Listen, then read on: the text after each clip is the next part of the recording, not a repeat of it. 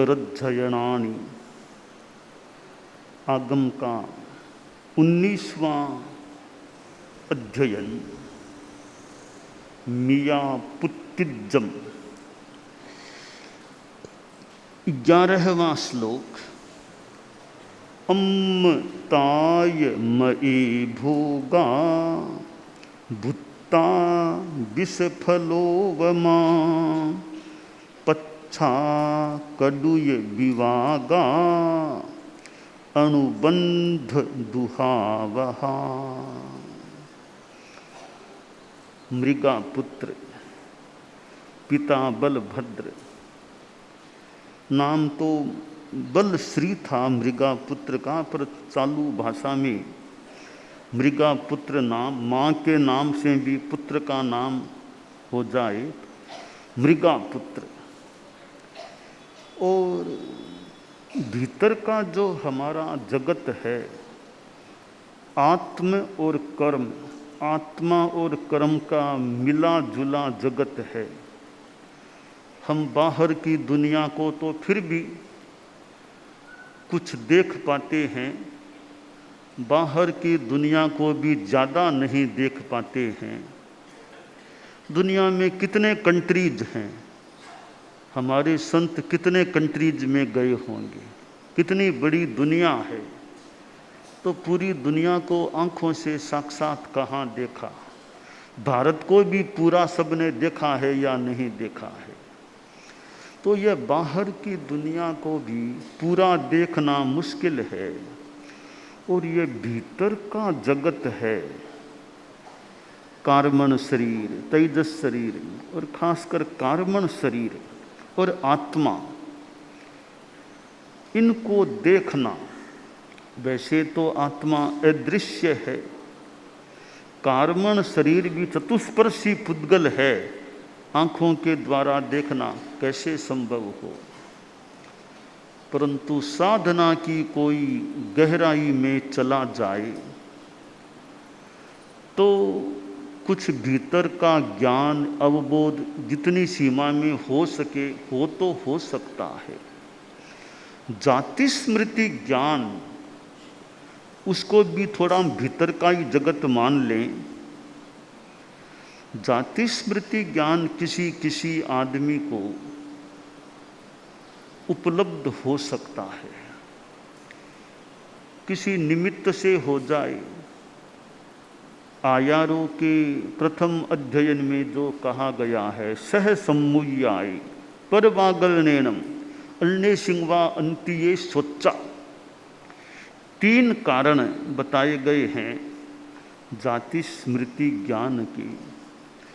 एक तो सह सम्मुयाय, स्व स्मृत्या, अपने को स्मृति हो जाए, कुछ देखा, देखने से भीतर में आंदोलन हुआ, ईहा अपोह मार्गणा गवेषणा जो भी क्रम चला, और वो पर्दा हटता है, पिछला जन्म दिखाई देने लग जाता है।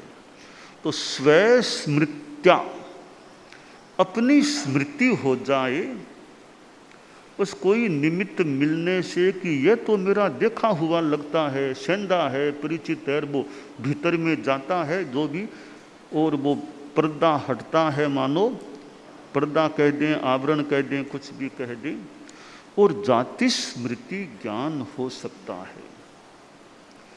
क्योंकि सामान्यतया पिछले जन्म की स्मृति आदमी को नहीं रहती है, कि जो मृत्यु और जन्म के समय चेतना की स्थिति बनती है, उससे कोई मानो आवरण सा आ जाता है और पिछले जन्म की स्मृति नहीं रहती है। परंतु किसी किसी को जाति स्मृति ज्ञान उत्पन्न हो जाता है, और एक जन्म नहीं, अनेक अनेक अनेक पिछले जन्मों को वह जाति स्मृति ज्ञान से देख लेता है। संगी भव जितने पीछे के कई देख सकता है। जाति स्मृति ज्ञान भी कोई अवधि ज्ञान नहीं है, मने प्रयोग ज्ञान नहीं है, उसको मति ज्ञान का ही एक भेद माना गया है। पर सामान्य ज्ञान से थोड़ा वो हटकर हो सकता है, पर अवधि ज्ञान की सीमा में नहीं है। वह मति ज्ञान के ही परिवार का एक अंग है, स्मृति है। स्मृति, प्रत्यभिज्ञा, तर्क, अनुमान, आगम, तो अवधि ज्ञान की सीमा का नहीं है। जाति स्मृति ज्ञान होने से, वो चाहे स्वयं स्मृति से हो या कोई दूसरा बता दे, तीर्थंकर आदि बता दे, फरमा दे, तुम पिछले जन्म में वो थे, तो कोई ज्ञान हो जाए, या तीर्थंकर के पास, तीर्थंकर आदि के पास किसी ने सुना, वो आकर बता दे कि तुम्हारे बारे में ऐसा बताया गया है कि तुम पिछले जन्म में ये थे, तो ज्ञान हो जाए। तो 3 कारण आयारों में ये जाति स्मृति ज्ञान के बताए गए हैं। जाति स्मृति ज्ञान होने से वैराग्य भाव भी आए तो आ जाए। भगवान महावीर ने चंड कौशिक सर्प को मानो प्रतिबोध दिया और पिछले जन्म का उसे बोध हो गया, मैं क्या था अब यहाँ आ गया हूँ, और इतनी साधना की, अनशन कर लिया, सहन किया, चींटियों ने काटा जो सहन किया, और ऊंची गति में, स्वर्ग में ऊंची गति में जाकर पैदा हो गया। तो पिछला जन्म दिखने से, ज्ञान होने से मेघ कुमार को भगवान महावीर ने पिछले जन्म की बात बताई, और वो मुनि मेघ जो अस्थिर हो गया था संयम में, और कैसे मानो सुस्थिर हो गया और समर्पित हो गया। तो पूर्व जन्म का स्मरण साधना की ओर उत्प्रेरित करने वाला भी बने तो बन जाए। और कहीं कोई पिछला जन्म दिखने से द्वेष का भाव जाग जाए कि उसने मेरा ऐसा किया था, बदला लेना चाहिए, तो किसी में कोई द्वेष, राग, ऐसे भाव भी पता नहीं जागे तो किसी में जाग जाए। अनुबंध भी चलता है। आचार्य भिक्षु की ये अनुकंपा की चौपाई ग्रंथ है, उसमें जो स्वामी जी ने, यानी जो ग्रंथ में हमें मिलता है, मित्रीसु मित्रीपणों चलियो जावे, ये संबंध की परंपरा चल सकती है, जन्मों तक संबंधों की परंपरा रह सकती है। इस जन्म में किसी के साथ अच्छे संबंध हैं, मैत्री के संबंध हैं, एक दूसरे का सहयोग करते हैं, एक दूसरे के प्रति अच्छा व्यवहार है, प्रगाढ़ अच्छा व्यवहार हो सकता है। आगे के जन्म में भी उनकी वह मित्रता, रागपूर्णता, स्नेहशीलता आगे भी वो वैसे, ऐसे कई जन्मों तक अच्छे संबंध भी चले तो चल जाएं, और शत्रुता हो तो वो द्वेषानुबंध भी आगे तक चल जाए। एक जूं को किसी ने बचा दिया, एक जूं को कोई मार रहा था, उसको टोक के, रोक के करके जूं को बचा दिया किसी ने, तो जिसने जूं को बचाया है, जूं को बचाया, उनका भी अच्छा संबंध यूँ रह सकता है कि वो जूं का जीव आगे फिर कोई मान लो आदमी बने, इसने बचाया था, वो इसका थोड़ा कोई कठिनाई की स्थिति को दूर कर दे, तो एक छोटा जूं का प्राणी, उसके साथ भी ऐसा स्नेह का संबंध आगे रह सकता है। तो यह जन्मों तक यह संबंधों की परंपरा चलती रह सकती है कि इस जन्म में किन्हीं के मन में बहुत आपसी अच्छा यूँ संबंध है, तो पता नहीं कोई पीछे के जन्मों से उनका संबंध कोई अच्छा रहा हो, स्नेह का, प्रेम का, मैत्री का, और यहाँ भी अच्छे संबंध हैं। तो जाति स्मृति ज्ञान से वैराग्य की वृद्धि भी हो सकती है, और साथ में कल्पना है कहीं कोई द्वेष, राग की वृद्धि भी कोई प्रकट हो जाए तो हो जाए किसी का, तो यह मृगा पुत्र बलभद्र का पुत्र था, मृगा का बेटा था। मृगा पुत्र नाम, वैसे नाम बलश्री था, तो उसको भी जाति स्मृति ज्ञान हो जाता है।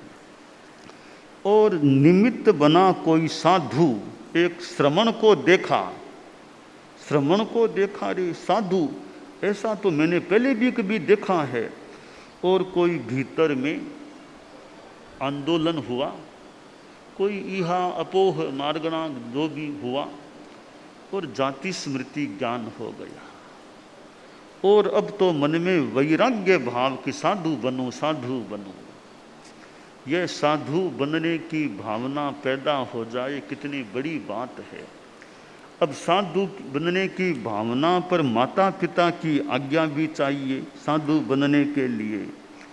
तो माता पिता से बात करना कि भी मैंने 5 महाव्रतों की बात सुनी है, वह नरक में दुख और की ये बातें, अब मैं तो साधु बनूं। तो माता पिता के पास आया, बोला, और माता पिता से वो मृगा पुत्र कहता है, अम्मताय, अम्मताय, माता, माता और पिता, मये भोगा भुत्ता विष फलोवमा, कि मैंने भोग भोगे हैं पर ये विष फल के समान होते हैं। भोग का कटुक विपाक, कटु ये विवागा, पच्छा कटु ये विवागा, इन भोगों का विपाक परिणाम कटुक होता है, दुखा वह अनुबंध वाले होते हैं। तो मैं यानी इन भोगों से अब छोड़ने की बात, तो भोग परित्याग, एक भोग है, दूसरा योग है। भोग और योग में विरोध है। योग तो अध्यात्म की साधना है, और योग दिवस भी चलता है। अब तो योग दिवस, जून 21 जून योग दिवस कि योग ने भी कितनी व्यापकता प्राप्त की है कि योग दिवस मनाया जाता है। ठीक है, योग का क्या अर्थ किया जाए, केवल ये एक्सरसाइज योगा, योग ये कर लिया, कसरत कर ली, ये भी योग का अंग हो सकता है। पर योग एक अध्यात्म की साधना, अध्यात्म की साधना भी योग है।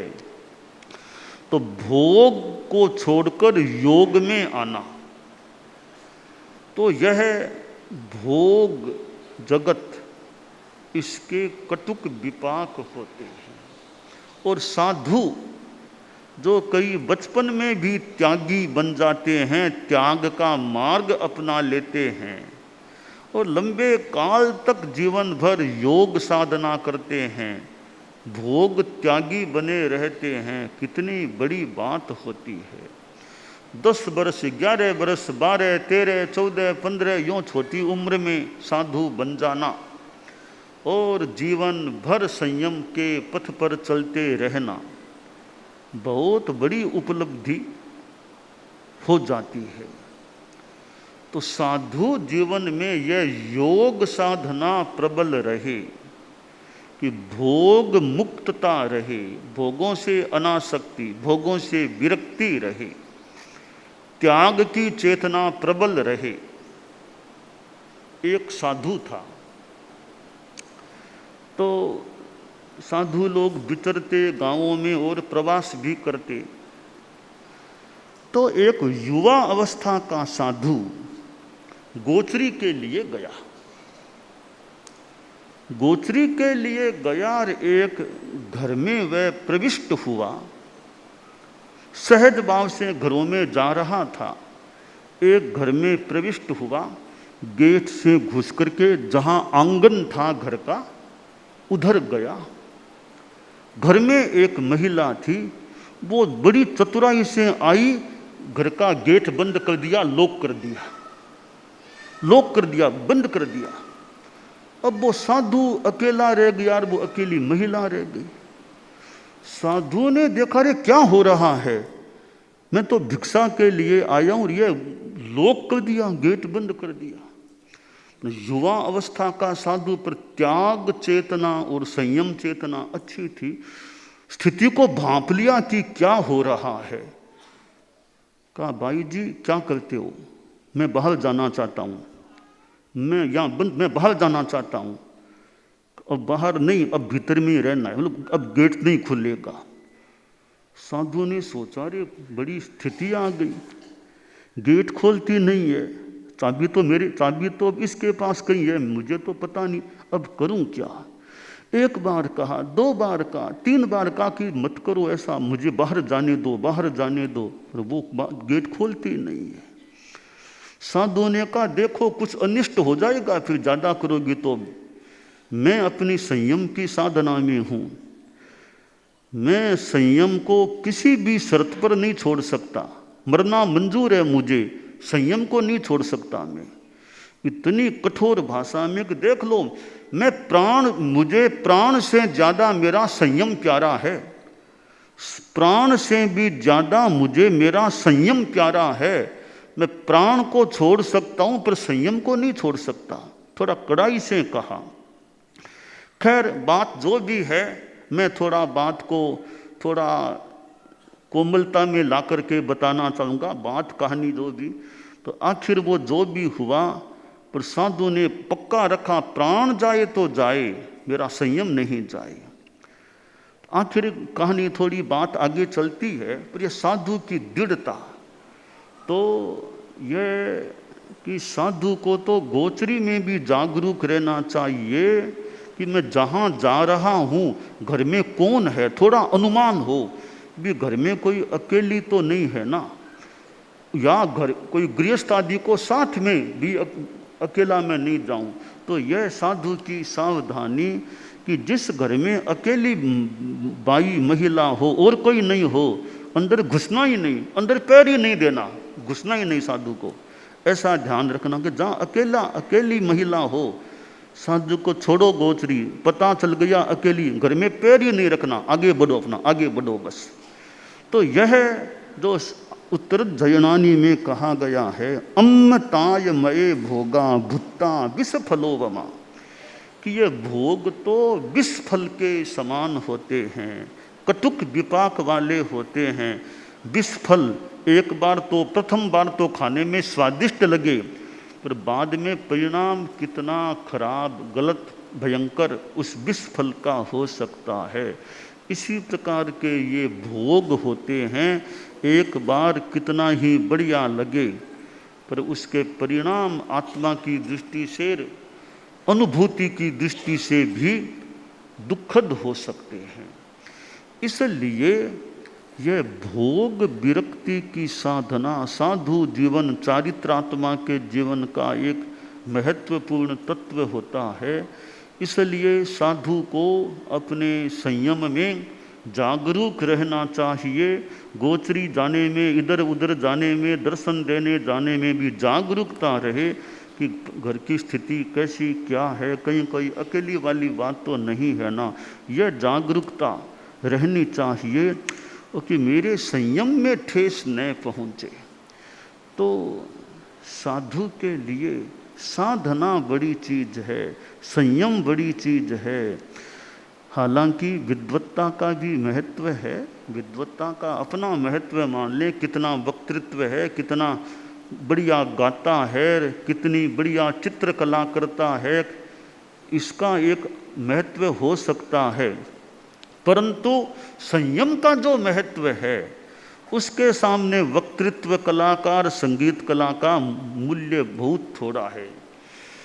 जो हमारे गीत में जो चलता है, हम लोग गाने वाले, हम कभी पहले भी गया, निन्नानो रुपिया नोली में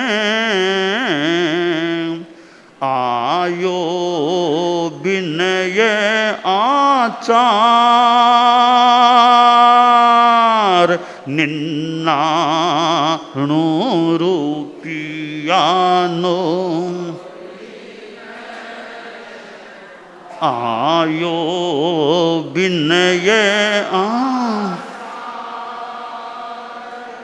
शेष एक बाकी बाकी गुण, शेष एक बाकी बाकी गुण, स्वर्ण सुरभि संचार, माने घणो सुहावे जी।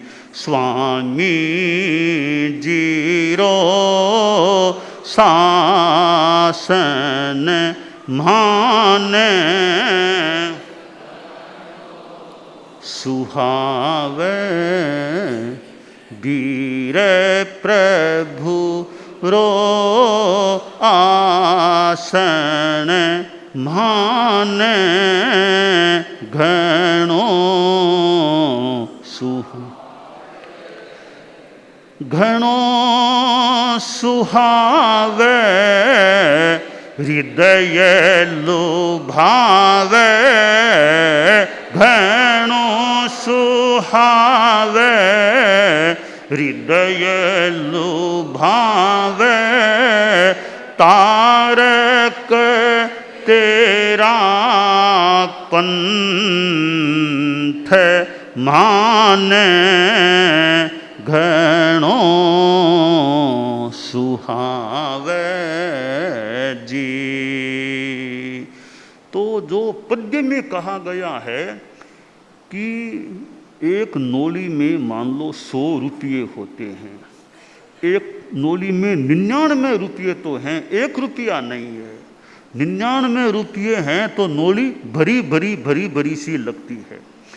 एक नोली में 1 ही रुपया है, 99 नहीं है, तो वो आवाज़ भी नहीं करता। 1 रुपया आवाज़ भी नहीं करता, खाली खाली सी नोली है। मान लो कपड़े की होथली तो 1 रुपया आवाज़ भी नहीं करता है, 99 थोड़ी बहुत आवाज़ भी उनकी आए तो आ जाए। तो ये संयम, ये आचार और विनय, आचार और विनय है, यह तो 99 रुपये के समान। शेष एक बाकी बाकी गुण, शेष गुणों में मान लो अच्छा व्याख्यान कौशल है, गाने में बड़ा अच्छा गाता है, या चित्रकारी बहुत अच्छा, ये जो वैशिष्ट्य हैं उनको थोड़ा महत्व दिया गया, आचार विनय को ज़्यादा महत्व दिया गया। तो ये जीवन में विनयशीलता और आचारशीलता, आचार के प्रति जागरूकता, अपनी विधि विधान समितियाँ गुप्तियाँ महाव्रत इनके प्रति जागरूकता है, बहुत अपनी अच्छी जागरूकता है। अखंड संयम का पालन जिंदगी भर हो, तो यह है 99 रुपये के समान। ओ ठीक है, और 1 रुपया और आ जाए तो पूरे 100 हो जाएंगे, बहुत ही बढ़िया बात है। स्वर्ण सुरभि संचार कि सोने में सुगंध, सोना तो है ही, अब उसमें सुगंध और हो जाए, बहुत बढ़िया बात है। सोने पे सुहागा, सोने में सुगंध हो जाए, तो मूल तो सोना है ना, वो सोना तो रहे ही, सुगंध तो होक न होक मान लो कोई बात नहीं खास, तो सोना तो गोल्ड तो रहना चाहिए ना। तो वो आचार और विनय है वो गोल्ड है, बाकी ये कला आदि हैं वो फिर एक सुगंध के समान, सोने पे सुहागा के समान मान ले। तो चारित्रात्मा जो हैं कि उनका भी हमारा ये ज्ञान दर्शन चारित्र है वो अच्छा रहे। हमारे मेरे महाव्रत समितियाँ गुप्तियाँ साधुत्व मेरा निर्मल रहे, यह जागरूकता रहे। उसके साथ में फिर और कलाएं भी अगर आ जाएं, अच्छा व्याख्यान दे सकें, लोगों को अच्छा प्रतिबोध दे सकें, समझा सकें, और भी कोई उपयोगी कला हो तो वह भी ठीक है। तो ये कलाएं हैं, इनका विकास का अपना मूल्य है, पर साधुपन का मूल्य तो बहुत ऊंचा है, बहुत ज़्यादा है। तो ये उत्तरजयणानी में कहा गया, बलश्री ने जो कहा मृगापुत्र ने कि मये भोगा भुत्ता विषफलोवमा पच्छा कदुये विवागा अनुबंध दुहावहा। जो भोग मैंने भोगे हैं विषफल के समान है, बाद में इनका कटुक विपाक होता है, दुखा वह अनुबंध होता है। यानी इसलिए मुझे अब भोगों में नहीं रहना, मुझे तो त्याग और संयम के पथ पर आगे बढ़ना है। तो 99 रुपया नोली में आयो विनय आचार, कि विनय आ गया, विनय है आचार है, बहुत बड़ी चीज आ गई है जिंदगी में। आचार अच्छा है, विनय भावना अच्छी है, कोई कटुता नहीं, लड़ाई झगड़ा बहुत विनीत है, अच्छा है। अहंकार विलय है, अहंकार शून्यता है, और कला होने पर भी अहंकार शून्यता है। अच्छा विद्वान है, अच्छा वक्ता है, फिर भी साथ में विनय भी है। ये वक्ता होना बढ़िया है, पर विनय तो साथ में, हमसे जो बड़े हैं उनके प्रति हमारा विनय का भाव। बड़े हैं वो ज़्यादा पढ़े लिखे नहीं है, दीक्षा पर्याय में बड़े हैं वो ज़्यादा पढ़े लिखे नहीं है। छोटा अगवानी है, वो थोड़ा बोल वक्तृत्व में तेज है, अनेक भाषाओं का ज्ञाता है, अच्छा लेखक भी है, अच्छा काम करने वाला है। फिर भी बड़े संत हैं, मेरे से रत्नाधिक हैं, वे तो विनय ग्रहण के पात्र हैं, तो उनको यथा योग्य वंदना करना, यथा योग्य मान सम्मान देना, विनय रखना। तो ये विनय अच्छी चीज, आचार अच्छा है और विनय का भाव अच्छा है। ये दो चीजें अच्छी रहे तो आदमी का, साधु का जीवन वैसे कि बड़े कुछ कह भी दें तो भी समुचित विनय भाव। मान लो छोटे संत हैं, कल्पना छोटे संत हैं, मुख्य मुनि ने कह दिया भाई कि यह तुम्हारी गलती लग रही है, कोई गलती लगी कि गलती लग रही है, मुख्य मुनि ने कह दिया भी गलती, अंगुली निर्देश किया, मुख्य मुनि महावीर ने कहा तो विनय पूर्ण उस समुचित विनय के साथ भी, विनय हाथ जोड़ के विनय के साथ भी फरमाया है, कहा है।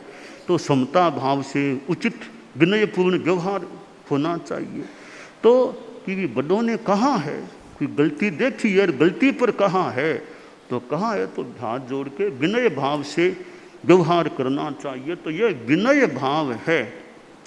ये बैरागी बच्चे पढ़ते हैं विनय, मुख्य मुनि के देख रेख में कई तो बच्चे पढ़ते हैं, मुख्य मुनि कभी बताए ऐसा नहीं, कुछ निर्देश कहे तो विनय भाव रखना, समुचित गलती बता दे गलती है, समुचित विनय भाव रखना। कि बड़े कह रहे हैं तो तुम लोग पढ़ते हो ना, कौन सी पाठशाला में पढ़ते हो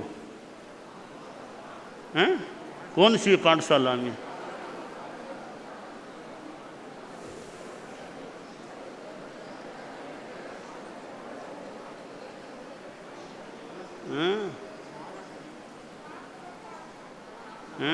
पर क्या पढ़ते हो, कुछ याद करते हो ना, मुख्य मुनि की देख रेख में करते हो ना।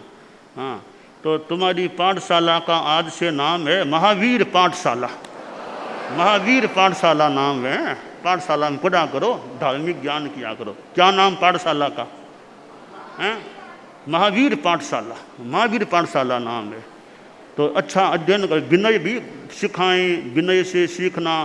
तो गलती पर कहें कि भी ये गलती है तो हाथ जोड़ के भी गलती को अपने हाथ विनय भाव से व्यवहार करना चाहिए ना। तो छोटे संत भी हैं और भी, तो कोई मुख्य मुनि भी कह दे भी ये गलती लगे, गलती है, गलती पर अंगुली निर्देश करे तो भी मुख्य मुनि ने कहा है, तो विनय भाव से क्षमतापूर्ण तरीके से छोटे संतों को भी अपना व्यवहार करना चाहिए। तो यह विनय और आचार, ये दो चीज़ें जीवन में आ जाती हैं साधु के जीवन में, तो बहुत बड़ी चीज़ आ गई है। अब और जितना विकास हो जाए विद्वत्ता का, कोई किसी प्राकृत भाषा सीख ले, कोई हिंदी में निष्णात हो जाए, कोई और कोई वक्तृत्व में निष्णात, तो वो भी अच्छी बात है। तो पहली बात आचार विनय है, विनय आचार वो पहले मूल में है, और ये केंद्र में विनय आचार है, परिधि में ये दूसरे विकास हैं, वक्तृत्व आदि का विकास है। तो वो भी होना अच्छा है।